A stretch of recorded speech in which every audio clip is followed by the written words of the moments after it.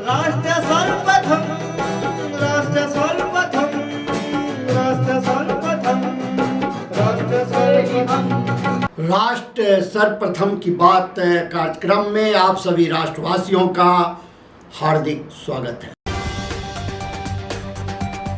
प्रधानमंत्री नरेंद्र मोदी ने 4 अंतरिक्ष यात्रियों के नामों की घोषणा की जो देश के पहले मानव अंतरिक्ष उड़ान मिशन गगनयान के लिए प्रशिक्षण ले रहे हैं, जिनमें ग्रुप कैप्टन प्रशांत बालाकृष्ण नायर, अंगद प्रताप, अजीत कृष्णन और विंग कमांडर शुभांशु शुक्ला शामिल हैं। 2024 लोकसभा चुनाव को लेकर आम आदमी पार्टी ने अपने प्रत्याशियों की घोषणा कर दी है। आम आदमी पार्टी ने दिल्ली में 3 प्रत्याशियों के नाम का ऐलान किया। वित्त मंत्री रामेश्वर उरांव ने वित्त वर्ष 2024-25 के लिए 1,28,000 करोड़ रुपए का बजट सदन के पटल पर रखा। हाल ही में गठित चंपई सोरेन सरकार का यह पहला बजट है। भाजपा के मुख्य सचेतक डोडान गौड़ा जी पाटिल ने कहा कि कर्नाटक विधायक एसटी सोमशेखर ने राज्यसभा चुनाव में कांग्रेस के पक्ष में क्रॉस वोटिंग की है।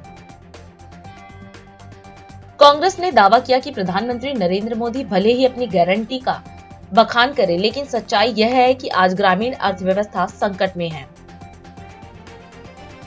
दिल्ली के मुख्यमंत्री अरविंद केजरीवाल को ईडी ने 8वां समन जारी किया है। ईडी ने केजरीवाल को आबकारी नीति से जुड़े धन शोधन के मामले में 4 मार्च को पूछताछ के लिए बुलाया है।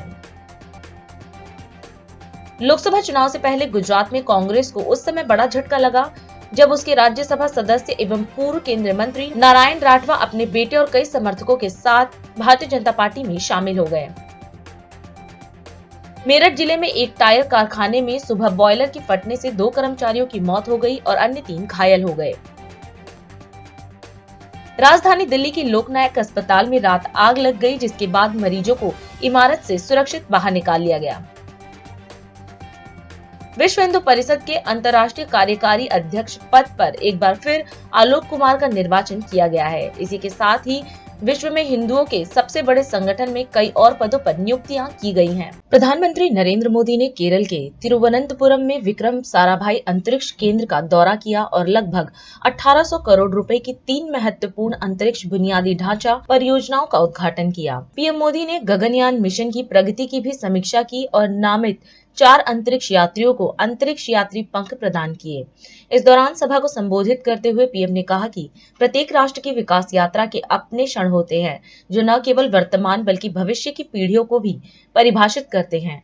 हर राष्ट्र की विकास यात्रा में कुछ क्षण ऐसे आते हैं जो वर्तमान के साथ ही आने वाली पीढ़ियों को भी परिभाषित करते हैं। आज भारत के लिए ये ऐसा ही क्षण है। हमारी आज की जनरेशन बहुत सौभाग्यशाली है, जिसको जल, थल, नभ और अंतरिक्ष में ऐतिहासिक कामों का यश मिल रहा है। कुछ समय पहले मैंने अयोध्या में कहा था कि ये नए काल चक्र की शुरुआत है। इस नए काल क्षेत्र में ग्लोबल ऑर्डर में भारत अपना स्पेस लगातार बड़ा बना रहा है और ये हमारे स्पेस प्रोग्राम में भी साफ साफ दिखाई दे रहा है। साथियों, पिछले वर्ष भारत वो पहला देश बना जिसने चंद्रमा के साउथ पोल पर तिरंगा फहराया। आज शिव शक्ति पॉइंट पूरी दुनिया को भारत के सामर्थ्य से परिचित करा रहा है। अब विक्रम साराभाई स्पेस सेंटर में हम सभी एक और ऐतिहासिक सफर के साक्षी बन रहे हैं। अब से कुछ देर पहले देश पहली बार अपने 4 गगनयान यात्रियों से परिचित हुआ। ये सिर्फ 4 नाम और 4 इंसान नहीं है, ये 140 करोड़ एस्पिरेशंस को स्पेस में ले जाने वाली 4 शक्तियां हैं। 40 वर्ष के बाद कोई भारतीय अंतरिक्ष में जाने वाला है, लेकिन इस बार टाइम भी हमारा है, काउंटडाउन भी हमारा है और रॉकेट भी हमारा है। मुझे खुशी है कि आज इन एस्ट्रोनॉट से मिलने, उनसे बातचीत करने और उन्हें देश के सामने प्रस्तुत करने का सौभाग्य मुझे मिला। मैं इन साथियों को पूरे देश की तरफ से बहुत बहुत बधाई देता हूं, बहुत बहुत शुभकामनाएं देता हूं। 21वीं सदी के भारत की सफलता में आज आपका नाम भी जुड़ गया है।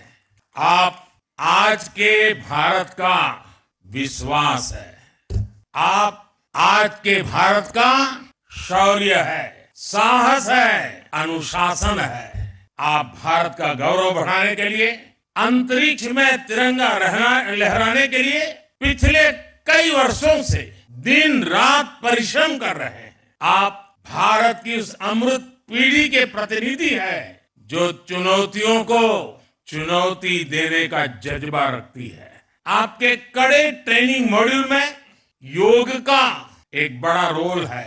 इस मिशन में हेल्दी माइंड और हेल्दी बॉडी और इन दोनों का तालमेल होना बहुत जरूरी है। आप ऐसे ही जुटे रहिए, डटे रहिए। देश का आशीर्वाद आपके साथ है, देश की शुभकामनाएं आपके साथ है। 10 वर्ष पहले पूरे देश में मुश्किल से 1 या 2 स्टार्टअप से आज इनकी संख्या 200 पार हो चुकी है। इनमें से अधिकांश स्टार्टअप्स युवाओं द्वारा शुरू किए गए हैं। आज इनमें से कुछ लोग हमारे बीच भी मौजूद है।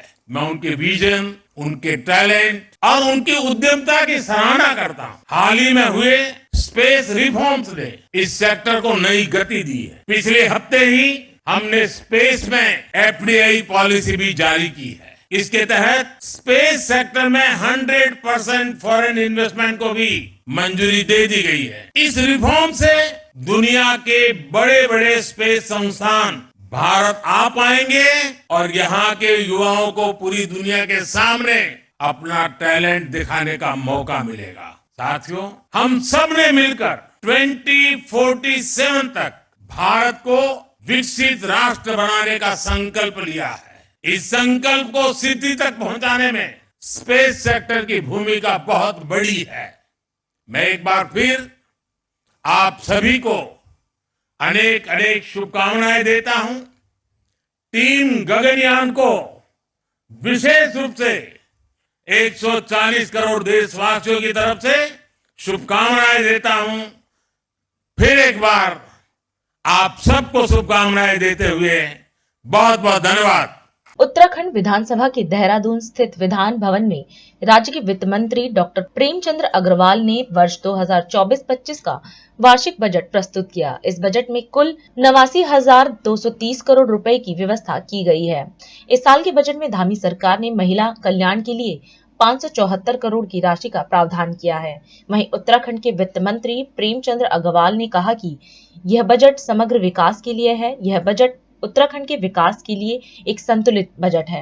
हमारे यहाँ दीनदयाल उपाध्याय सहकारिता किसान कल्याण योजना, मिशन एप्पल, किसान पेंशन, मुख्यमंत्री मत्स्य संपदा योजना। अब आप ये ट्राउट का उत्पादन इस बीच में कितना बढ़ा है, ये आप सब देख ही रहे हैं। नारी शक्ति की यदि हम बात करें तो इसमें पूरा यदि मैं बात करूँ लगभग 14,538 करोड़ रुपए का इसमें प्रोविजन किया गया। और इसमें चाहे नंदा गौरा हो, नंदा गौरा का आप देखिए कब से वो जो पेंडिंग हमारे योजनाओं का लोगों को लाभ नहीं मिल रहा था, लाभार्थियों को, वो भी इसमें जुड़ रहा है। मुख्यमंत्री महालक्ष्मी योजना है, मुख्यमंत्री वात्सल्य योजना है, गंगा गाय महिला डेयरी विकास योजना है। यानी कि इस प्रकार से मैं संक्षेप में आपको ये विषय रख रहा हूँ। और सबसे इसमें बड़ी बात ये है कि आप ये समझें कि हमारे यहाँ जिस प्रकार से राज्य का सकल घरेलू उत्पाद GSDP ये 2022-23 में हमारा जो राज्य का कंट्रीब्यूशन था या जो उसका GSDP था वो 7.63% था और गवर्नमेंट ऑफ इंडिया का है 7.2%। यानी कि हम अपना जो कंट्रीब्यूशन देश के लिए कर रहे हैं लगभग अनुपातिक भी कर रहे हैं और उसी प्रकार से हम आगे भी बढ़ रहे हैं। 22-23 में अनुमानित किया हमने 7.58 मतलब 7.58% अनुमानित, क्योंकि अभी चल रहा है। और यदि गवर्नमेंट ऑफ इंडिया की बात करूँ 7.3% है। और इस बार का जो 24-25 का है जिसमें मैंने कहा कि जीएसडीपी जो 22-23 में वो 3,03,000 करोड़ का था, 23-24 में ये 3,46,000 करोड़ का था और 24-25 में अनुमानित कर रहे हैं हम 4 लाख करोड़ रुपए का, यानी कि हम उस दिशा में भी आगे बढ़ रहे हैं। और आप देखिए कि हमारे यहाँ प्रति व्यक्ति आय जो गवर्नमेंट ऑफ इंडिया की 22-23 में तो है 1,72,276 और हमारे प्रदेश की है 2,30,994 यानी 22-23 की। 23-24 2,60,201 यानी कि 12% की हमने वृद्धि की है। तो इस वर्ष भी इसमें हमें लगता है कि ये थोड़ा बढ़ेगा। और जो बजट का साइज है 88,230 करोड़ का है, पिछले वर्ष की तुलना में ये 15.27% बढ़ा है। और इसके साथ साथ आप देखिए कि हमने जो हमारे अपने कर हैं उनको अर्जित करने के लिए हमने प्रयास किए हैं। 15% जो 24-25 में है वो हमारे यहाँ राजस्व प्राप्ति में 15% की वृद्धि का हम अनुमान लगा रहे हैं। 24-25 में ऐसी बजट राजस्व जो अधिशेष है वो 4,737 करोड़ ये अनुमानित है, संभावित है। वित्त विभाग द्वारा ऋणों की प्रभावी जो हम लोग कर रहे हैं, आप देखिए कि जीएसडीपी के अनुपात में ऋण भी हमारा कम हो रहा है। अवस्थापना संरचना के रिकॉर्ड हमने 13,780 का हमने इसमें व्यवस्था की है, यानी हम कैपिटल खर्चे को हम लोग ज़्यादा प्राथमिकताएं दे रहे हैं। कुल मिला के ये बजट हमारा बहुत संतुलित भी है। और एक बात यह है कि हमारी सरकार ने 30 से ज़्यादा पॉलिसीज बनी है, नीतियाँ बनी है और इसी के प्रभावशाली परिणाम अब हमें देखने को मिल रहे हैं। स्वास्थ्य के क्षेत्र में मैंने बताया है कि आपको 15,376 करोड़ रुपए का प्रावधान किया है। जो हमारा अटल आयुष्मान योजना है उसमें 500 करोड़ का हमने प्रावधान किया है। इसी प्रकार से हमारे यहाँ जो अवस्थापना सुविधा के लिए है, जो पर्यटन विभाग में 100 करोड़ का प्रावधान अतिरिक्त किया है। फिल्म परिषद के लिए 11 करोड़ का प्रावधान किया है। राज्य उड़ान योजना के अंतर्गत 10 करोड़ का प्रावधान किया है। और इसमें जो मैंने बताया था कि जो हमारा पूंजीगत व्यय है 13,780 करोड़ के अगेंस्ट, इसमें ग्राम्य विकास में 1,400 करोड़, पीडब्ल्यूडी में 1,404 करोड़, पीडब्ल्यूडी अनुरक्षण में 907 करोड़। इस प्रकार से हमने शहरी विकास की यदि मैं बात करूं तो लगभग 2,565 करोड़ का प्रावधान किया हमने। ई विधानसभा एप्लीकेशन कार्यक्रम के अंतर्गत इस बार हमने 31 करोड़ का प्रावधान किया। मेगा प्रोजेक्ट के अंतर्गत हमने 850 करोड़ का प्रावधान किया। जमरानी बांध योजना, आप जानते हैं कितना बहुत प्रतीक्षित ये योजना है, कब से चली आ रही थी। हम माननीय केंद्र सरकार के द्वारा, माननीय प्रधानमंत्री के द्वारा हमें आशीर्वाद मिला, तो अब हमने उसके लिए 710 करोड़ का प्रावधान किया है, जिसमें उस पूरे क्षेत्र में पेयजल और तमाम चीज़ों का लाभ मिलेगा।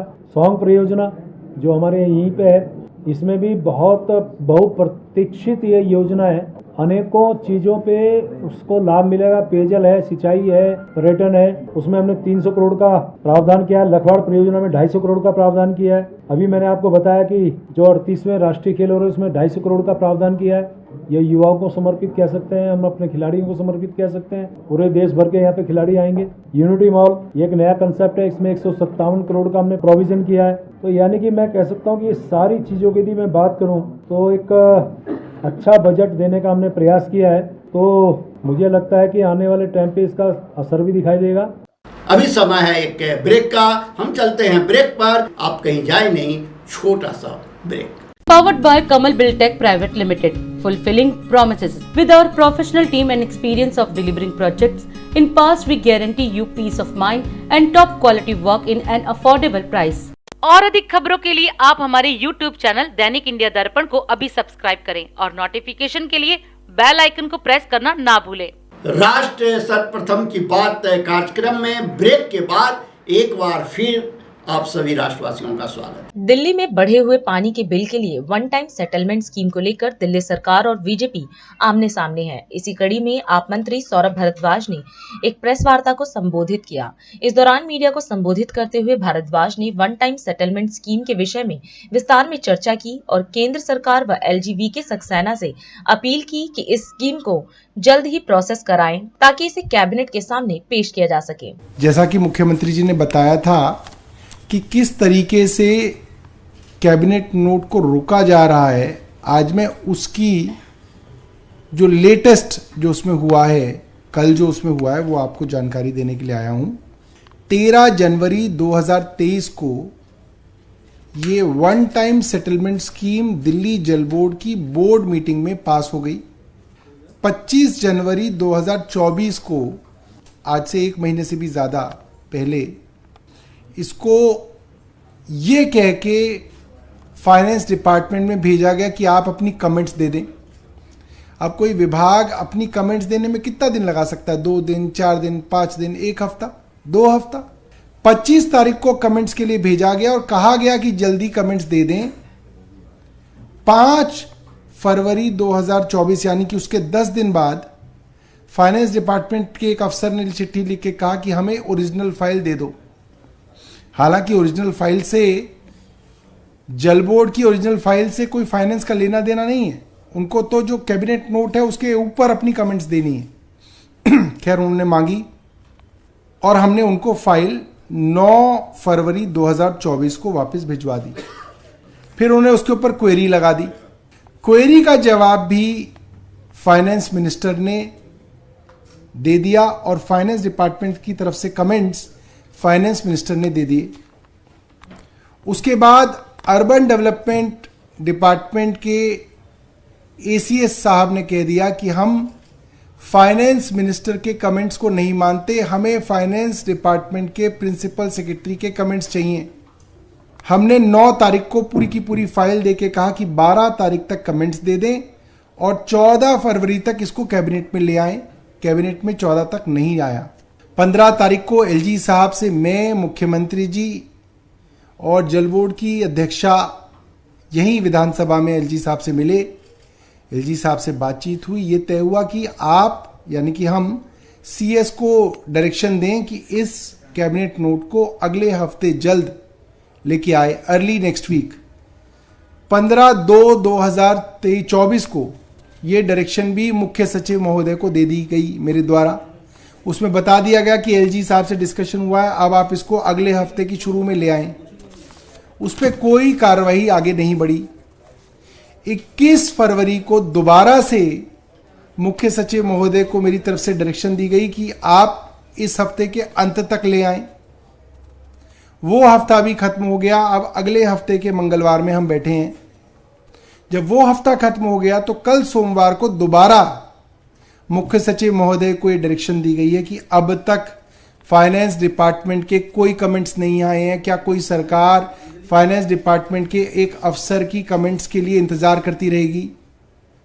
सरकार, मंत्री, मुख्यमंत्री चला रहे हैं या फाइनेंस विभाग के अफसर चलाएंगे?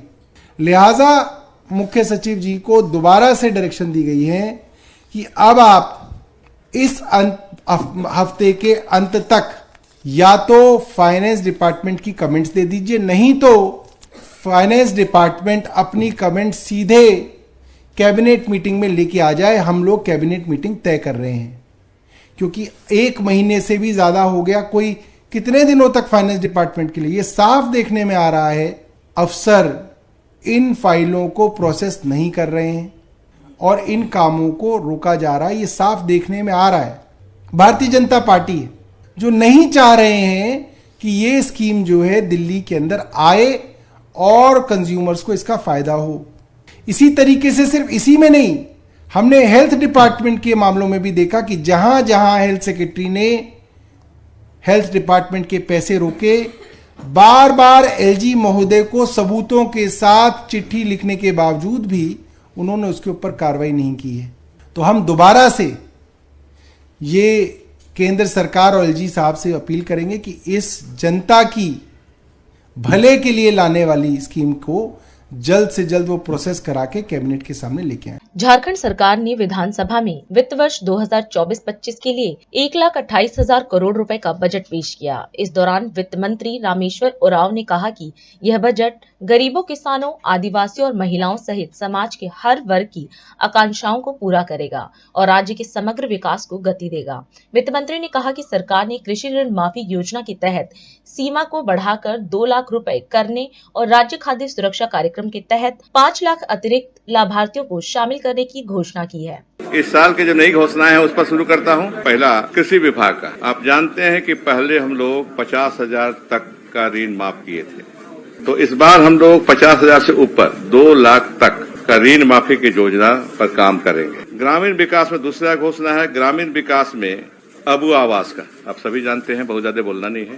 पहले 3 वर्षों में 8 लाख का लक्ष्य था। 2 लाख रुपए प्रति घर हम लोग दे रहे थे, लेकिन वर्तमान मंत्री ने इसको कहा कि 5 साल में हम पूरा करेंगे और मकान बनाने का लक्ष्य हो जाएगा 20 लाख। तो अबुआ आवास 20 लाख मकान बनेंगे। अबुआ आवास के योजना के अंतर्गत खर्च वही रहेगा 2 लाख का। पंचायती राज विभाग में नई योजना हम लोग ला रहे हैं। निर्वाचित जनप्रतिनिधियों तथा जिला परिषद अध्यक्ष, उपाध्यक्ष, प्रमुख, उप प्रमुख, मुखिया, उप मुखिया, जिला परिषद सदस्य, पंचायत समिति सदस्य एवं ग्राम पंचायत सदस्यों का मानदेय 12 वर्षों के बाद इस सरकार में बढ़ाया जा रहा है। ये हमारे लिए अत्यंत ही हर्ष का विषय है। सामाजिक सुरक्षा में मुख्यमंत्री सर्वजन पेंशन योजना आपको पहले से जानते हैं।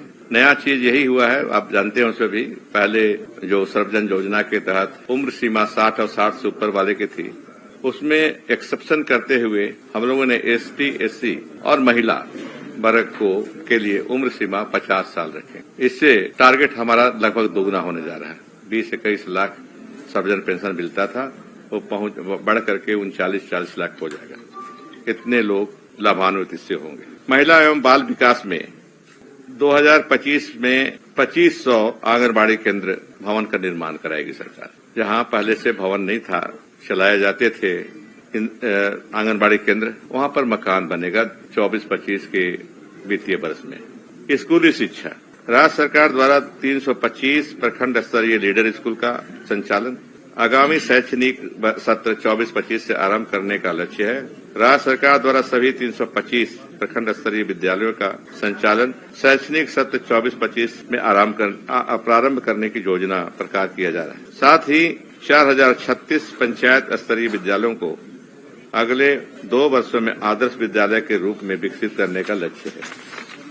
उच्च शिक्षा में उसी तरह तकनीकी शिक्षा संस्थानों में छात्राओं का नामांकन में सुधार करने का उद्देश्य राज्य सरकार ने राज्य के तकनीकी शिक्षण संस्थान में स्नातक और डिप्लोमा कार्यक्रमों में नामांकित छात्रों को वित्तीय सहायता प्रदान करने के लिए मानकी मुंडा छात्रवृत्ति योजना की पहल की है, जिसमें डिप्लोमा स्तर पर 15,000 प्रति वर्ष एवं डिग्री स्तर पर 30,000 प्रति वर्ष की वित्तीय सहायता दी जाएगी। राज्य खाद्य सुरक्षा योजना अंतर्गत ग्रीन कार्ड जो हम लोग देते हैं उनकी संख्या 20 लाख थी। इस वित्तीय वर्ष में 5 लाख बढ़ाकर उसको 25 लाख किया जा रहा है। डीलर कमीशन की राशि 100 रुपये प्रति क्विंटल से बढ़कर अब 150 रुपये प्रति क्विंटल किया जा रहा है। उनकी मांग थी पुरानी, तो वित्तीय स्थिति के अंतर्गत जो स्थिति है सरकार की, हम 100 रुपये से 150 रुपये प्रति क्विंटल उनको देने जा रहे हैं। पहले हम खिलाए, जैसे हम बोलते रहे हैं कि पुरानी सरकारें, पहले की सरकारें लोगों को, गरीब लोगों को, कार्डधारियों को माड़ भात खिलाती थी। इस सरकार ने शुरू किया दाल देना, अब वो खाते हैं दाल भात। 24-25 में हम फिर उनको सब्जी भी देने जा रहे हैं सोयाबीन के रूप में। तब हमारे कार्डधारी गरीब लोग दाल खाएंगे, भात खाएंगे और सब्जी भी खाएंगे। ये हम आपका शुरू करने जा रहे हैं सब्जी का भी।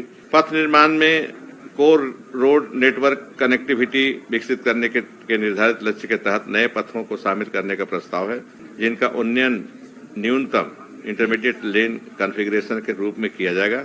इसके अंतर्गत ग्रीनफील्ड प्रोजेक्ट्स एवं इम्पोर्टेंट कॉरिडोर का निर्माण तथा रांची शहर के लिए इनर रिंग रोड एवं अन्य आर्टेरियल फीडर पथों का निर्माण का लक्ष्य है। ऊर्जा विभाग द्वारा अभी तक हम लोग 100 यूनिट माफी किए हुए थे, लेकिन वर्तमान मुख्यमंत्री ने घोषणा की कि 100 नहीं, इसको बढ़ाकर 125 यूनिट किया जाए। तो प्रस्तावित है इस 24-25 के वित्तीय वर्ष में कि हम 125 यूनिट माफ करेंगे गरीबों का, अगर जो बिजली जलाएंगे।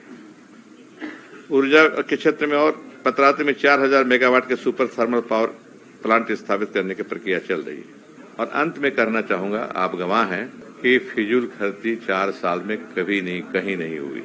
ये भी कुशल वित्तीय प्रबंधन का एक नमूना है, सबसे बड़ा नमूना। पैसा हमारे पास है, लेकिन व्यर्थ का खर्च नहीं करते, लोगों पर खर्चा करते हैं। देश में गरीबी को लेकर कांग्रेस ने केंद्र सरकार पर जमकर हमला बोला। इसी कड़ी में AICC मुख्यालय में कांग्रेस प्रवक्ता सुप्रिया श्रीनेत ने प्रेस वार्ता की। इस दौरान मीडिया को संबोधित करते हुए श्रीनेत ने NSSO की रिपोर्ट का हवाला देते हुए कहा कि गरीबी 5% पर आकर रुक गई है। उन्होंने कहा कि इस रिपोर्ट के अनुसार शहर के 5% सबसे अमीर लोग शहर के 5% सबसे गरीब लोगों से 10 गुना ज्यादा खर्च करते हैं और गाँव के 5% सबसे अमीर लोग गाँव के 5% 20% सबसे गरीब लोगों से 8 गुना ज्यादा खर्च करते हैं, जिसका नतीजा है कि आज लोग महंगाई और आर्थिक असमानता से परेशान हैं।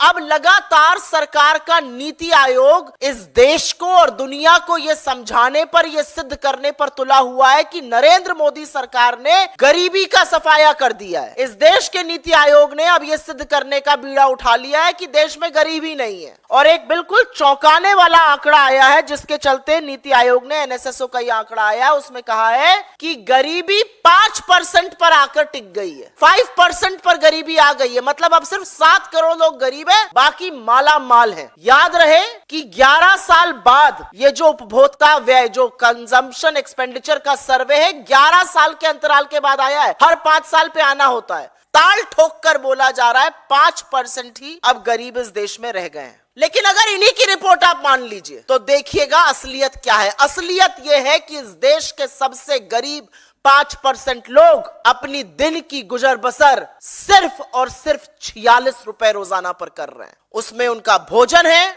उसमें रोटी, कपड़ा, दवाई, पढ़ाई जैसी चीजें हैं। ये सर्वे शहर और देहात के बीच की जो बढ़ती हुई खाई है उसको सिद्ध करता है। और यह सर्वे पूरी तरह से अमीरों और गरीबों के बीच में लगातार बढ़ते फासले को, जिसकी बात कांग्रेस पार्टी, जिसकी बात हमारे नेता राहुल गांधी, जिसकी बात हमारे अध्यक्ष श्री खड़गे जी लगातार करते हैं। इस सर्वे के मुताबिक शहर में रहने वाले 5% सबसे अमीर लोग शहर ही में रहने वाले 5% सबसे गरीब लोगों से 10 गुना ज्यादा खर्च करते हैं, 10 गुना। और गांव में रहने वाले 5% सबसे अमीर लोग गांव में ही रहने वाले 5% सबसे गरीब लोगों से 8 गुना ज्यादा खर्चा करते हैं। एक आंकड़ा आपके सामने रख देती हूं और यह आंकड़ा रखना जरूरी है। इस आंकड़े के मुताबिक ग्रामीण क्षेत्रों में 5% सबसे अमीर 350 रुपया खर्चा कर रहे हैं और उसी ग्रामीण क्षेत्र में सबसे गरीब 46 रुपए खर्चा कर रहा है। शहर में 700 रुपए सबसे अमीर खर्चा अगर कर रहा है तो शहर में सबसे गरीब औसतन 67 रुपए खर्चा कर रहा है। अमीर इस देश का लगातार अमीर होता जा रहा है और गरीब निरंतर गरीब होता जा रहा है। इस आंकड़े के बाद सरकार किस मुंह से कह सकती है कि 5% गरीब है? चलिए आपकी बात मान लेते हैं, 5% लोग ही गरीब रह गए। 140 करोड़ की जनता में 5% गरीब मतलब 7 करोड़ लोग। आपको 7 करोड़ लोग अगर गरीब हैं तो 81 करोड़ लोगों को मुफ्त राशन इसलिए देना पड़ रहा है कि अगर आप ना दीजिए तो वो भूखमरी से मर जाएंगे। आज अगर 5% ही लोग गरीब हैं, अगर 7 करोड़ ही गरीब हैं, तो 35 करोड़ लोगों के पास आवागमन का कोई साधन क्यों नहीं? न कार है, न गाड़ी है, न 2 पहिया वाहन है, न साइकिल है। 35 करोड़ लोगों के पास। चलिए 7 करोड़ गरीब हैं, 45 करोड़ लोग ऐसे हैं जिनके पास टीवी नहीं है। क्यों नहीं है भाई टीवी? ये जिस गरीबी की हम बात कर रहे हैं उसकी पुष्टि सरकार का ही एक आंकड़ा करता है। हम सब बड़े हुए, हम सब लोग मिडिल क्लास के लोग हैं। घर पर यह सिखाया गया कि अगर 100 रुपए कमाओ तो 20-30 रुपए तो बचा ही लो। यही सिखा के बड़ा किया जाता है कि अगर 100 रुपए पास में है तो 20-30 रुपए बचाने की कोशिश करो। और सेविंग हमारा कल्चर है, इसलिए भारत का जो घरेलू सेविंग रेट है, the house hold saving rate, वो जीडीपी का करीब 11% से ऊपर होता था सिर्फ 2 साल पहले। 2 साल में वो गिरकर 5% आ गया जीडीपी के अनुपात में। और सेविंग्स रेट का आधे से भी कम हो जाना इस बात की पुष्टि करता है कि लोग जूझ रहे हैं महंगाई से, लोग जूझ रहे हैं आर्थिक असमानता से, लोग जूझ रहे हैं गरीबी से। यूपीए के 10 साल में एमपीसीई जो कंजम्पशन एक्सपेंडिचर होता है वो क्यों बढ़ा था? क्योंकि लगातार लोगों की आय भी बढ़ रही थी, इकोनॉमिक ग्रोथ थी, आय बढ़ रही थी, हाथ में ज्यादा पैसा आ रहा था, लोग ज्यादा पैसा खर्च कर रहे थे। तो महंगाई के चलते लोगों को ज्यादा खर्च करना पड़ रहा है। लेकिन एक बात सच है कि अब चुनाव समीप आ गया है और चुनाव के समीप आने पर इस तरह के सर्वे आएंगे। लेकिन इस सर्वे की सच्चाई और चीख चीख कर जो सच्चाई है वो ये बोल रही है कि 46 रुपए में 5% इस देश की आबादी गांवों में अपनी गुजर बसर करने को मजबूर है और शहरों में 67 रुपए में। हमारी एक ही मांग है कि आंकड़ों के साथ खिलवाड़ बंद कर दीजिए।